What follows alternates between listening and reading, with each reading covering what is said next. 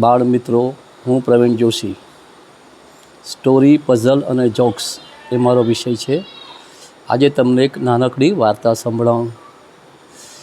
એક જંગલમાં ઘણા બધા પ્રાણીઓ રહેતા હતા. એમાં એક નાનકડું સુંદર સફેદ મજાનું સસલું પણ હતું. એકવાર સસલાએ ગાજર બાજર ખાઈ અને આરામથી આરામ કરવા માટે એક ઝાડ નીચે સૂઈ ગયું. થોડી વારમાં ઉપરથી એક ચણી બોર પડ્યું. સસલાભાઈ તો ગભરાયા. એને એમ લાગ્યું કે આખું આકાશ તૂટી પડ્યું. તો ડરતા મારા ભાગ્યા. આગળ ગયા તો બીજા પ્રાણીઓ મળ્યા, કૂતરા મળ્યા, બિલાડી મળી. બધાને કીધું ભાગો ભાગો, આકાશ તૂટી પડ્યું, આકાશ તૂટી પડ્યું. આમ આખા જંગલના બધા જ પ્રાણીઓ, હાથી, ઘોડો, સિંહ નહીં, હાથી, ઘોડો, વાઘ, કૂતરા, બિલાડા, જંગલી સુવર, શિયાળ બધા ભાગવા માંડ્યા. એટલામાં સામેથી જંગલનો રાજા સિંહ આવ્યો. એણે કીધું કે કેમ બધા ભાગો છો?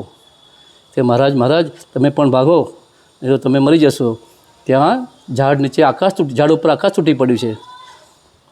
જંગલના રાજા સિંહ તો બહાદુર હોય, એણે કીધું ચાલો મને બતાવો ક્યાં તૂટી પડ્યું છે, કોણે જોયું છે એમ કહી.